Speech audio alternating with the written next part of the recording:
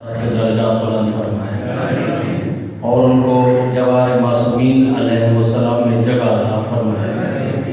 خالق لم یزل جتنے بھی مجلس پاک میں شرکاء ہیں سب کی بارگاہ طیب طاہر میں حاضری کا بہترین اجر عطا فرمائے۔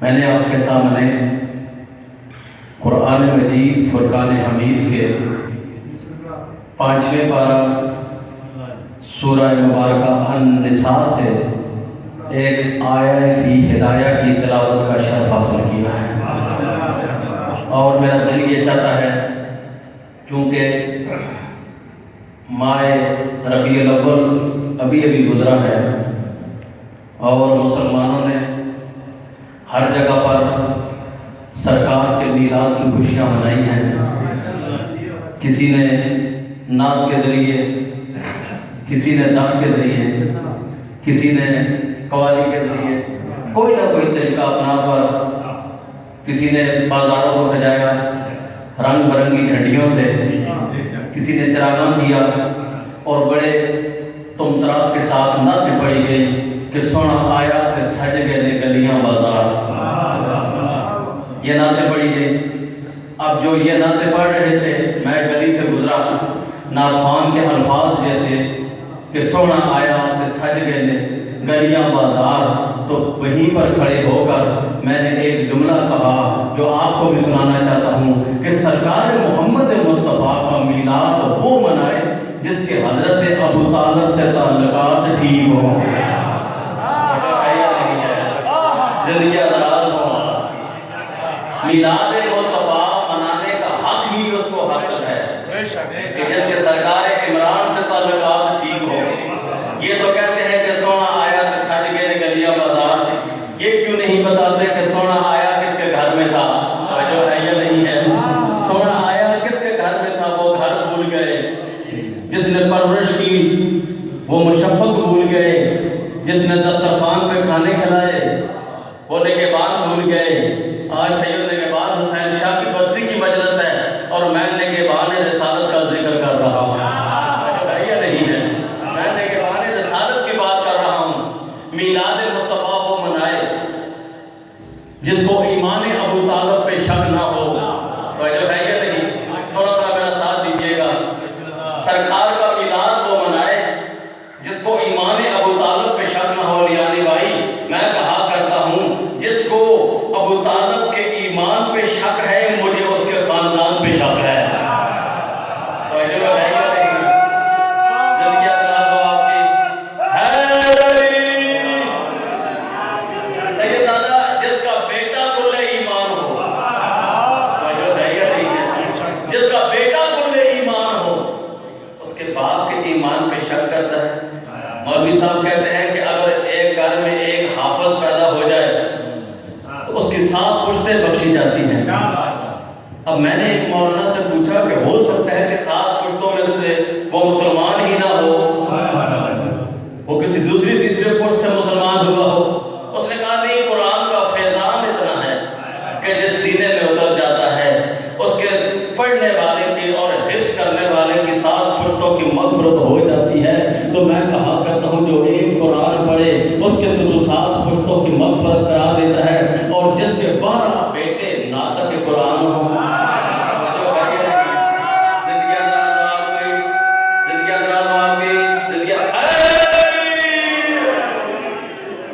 جس کے 12 بیٹے ناطق قرآن ہوں، اس کے ایمان پہ تو شک کرتا ہے۔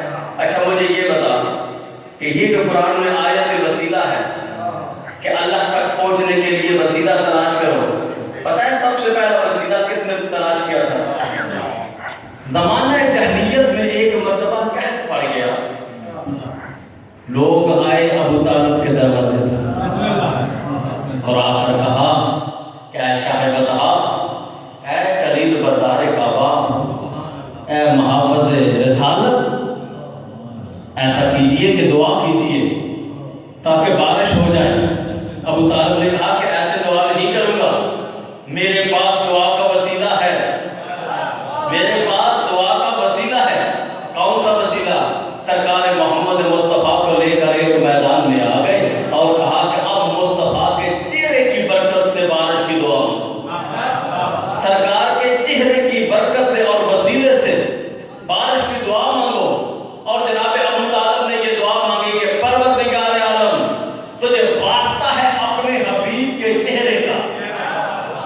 تجھے واسطہ ہے اس نبوت اور رسالت کا جو میری گود میں پروان چل رہی ہے، باران رحمت کا نزول فرما۔ اب قرآن نازل ہونے سے 15 سال پہلے جناب ابو طالب نے کہا کہ اے الہ العالمین، اس محمد کے وسیلے سے قرآن کے نزول سے 15 سال پہلے ابو طالب نے کہا کہ اس محمد کے وسیلے سے بارش نازل فرما۔ 15 سال بعد جب قرآن نازل ہوا، اللہ نے قرآن میں آیت لکھ دی، یا ایھا الذین آمنوا اتقوا اللہ وابتغوا الیہ الوسیلہ، اے وہ لوگوں جو ایمان لائے ہو، تقوی اختیار کرو اور اللہ تک پہنچنے کے لیے وسیلہ اختیار کرو۔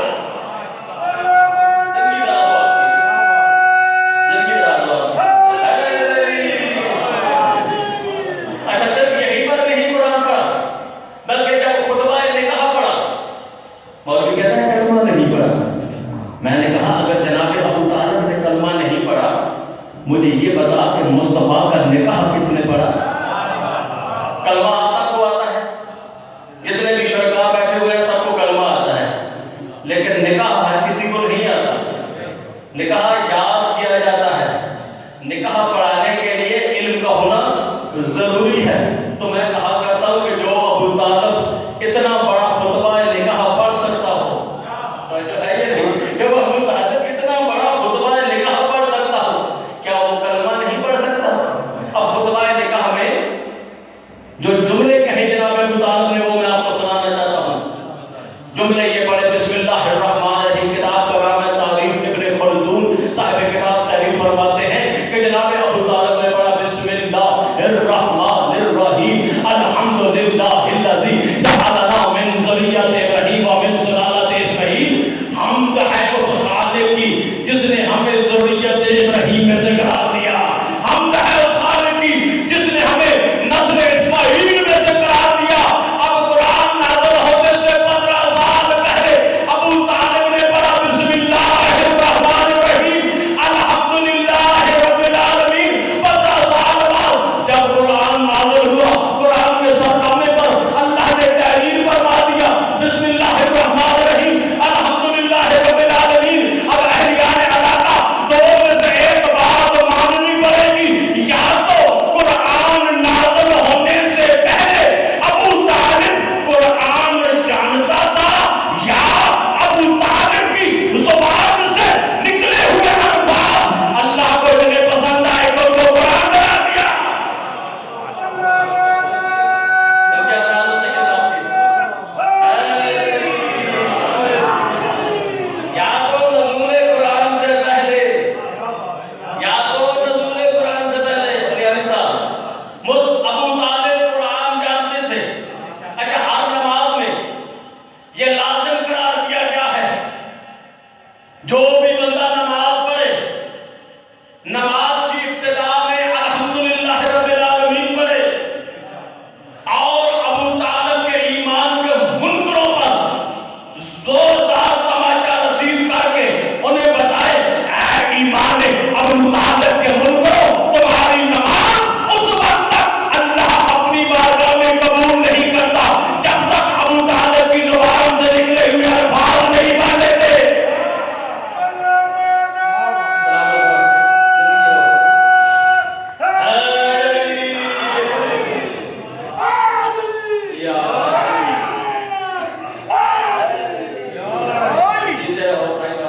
اب قبلہ جناب ابو طالب نے بڑا خطبہ نکاح۔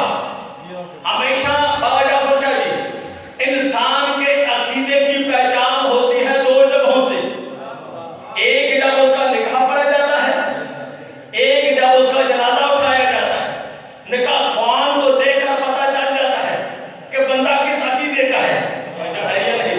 نکاح خوان اگر شیعہ ہو، بندے پتہ کر لیتے ہیں کہ جس کا نکاح پڑھا جا رہا ہے وہ شیعہ ہے۔ نکاح خوان اگر سنی ہو، بندوں کو پتہ چل جاتا ہے کہ نکاح خوان اگر سنی ہے تو جس کا نکاح پڑھا جا رہا ہے وہ کوئی سنی ہوگا۔ اب قبلہ انسان کے عقیدے کو پتہ چلتا ہے، کیا نکاح کے موقع پر یا جنازے کے موقع پر یا نکاح کے موقع پر یا جنازے کے موقع پر۔ اب ہم جب دیکھتے ہیں ابو طالب جیسی پاک و پاکیزہ ہستی کو مصطفیٰ کا نکاح کرتا ہوا، ابو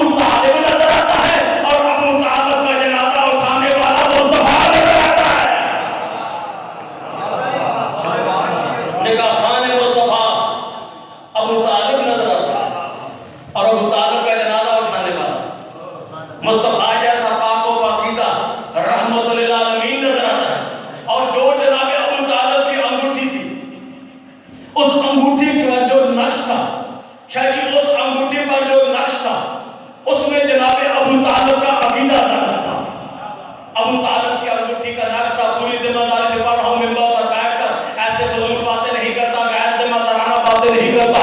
ابو طالب کی انگوٹھی کا جو نگینہ تھا، اس پر جو تحریم کی دعوت ہے وہ اس کے الفاظ یہ تھے: رضیت باللہ ربا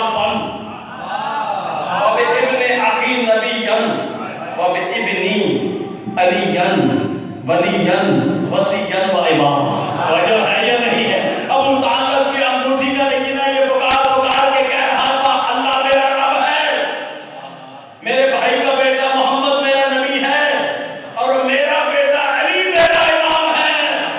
تو پتہ چلا جب تک علی کا باپ علی کی ولایت کا اقرار نہ کرے، اللہ اس کے ایمان کو قبول نہیں کرتا. تو بن باپ کے پیدا ہونے والا علی ولی اللہ کا منکر اپنی عبادت کیسے منظور کرا لے گا؟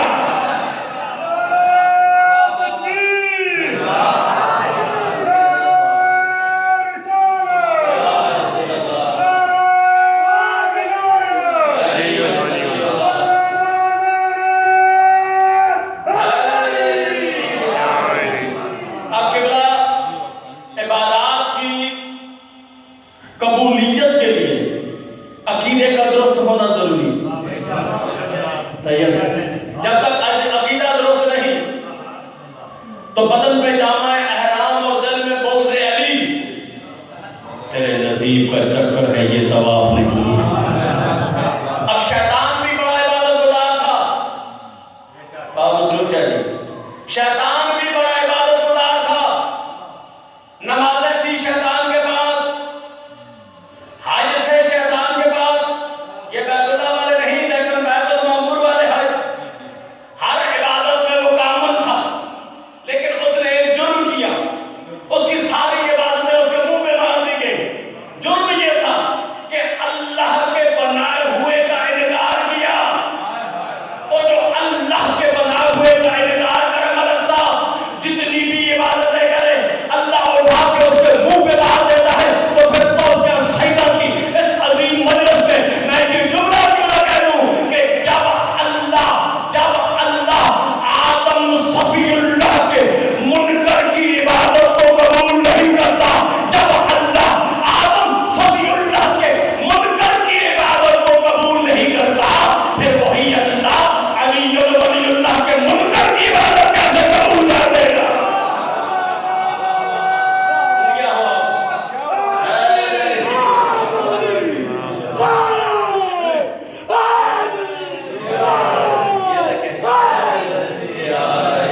اب قبلہ شیطان آ کے بیٹھ گیا دوریوں کی محفل میں. میں بات کو کسی نتیجے پر لے کر جانا چاہتا ہوں. علیہ صاحب آپ سے ملاقات تو میرے خیال میں بالمشافہ پہلی مرتبہ ہے، لیکن تعارف بہت عرصے کا ہے. آپ ہمارے بھائی ہیں، مولا کے منظور نظر مداخوان ہیں. تو وہ ابلیس پہلے عزازیل تھا، نورانیوں کی محفل میں بیٹھا ہوا تھا.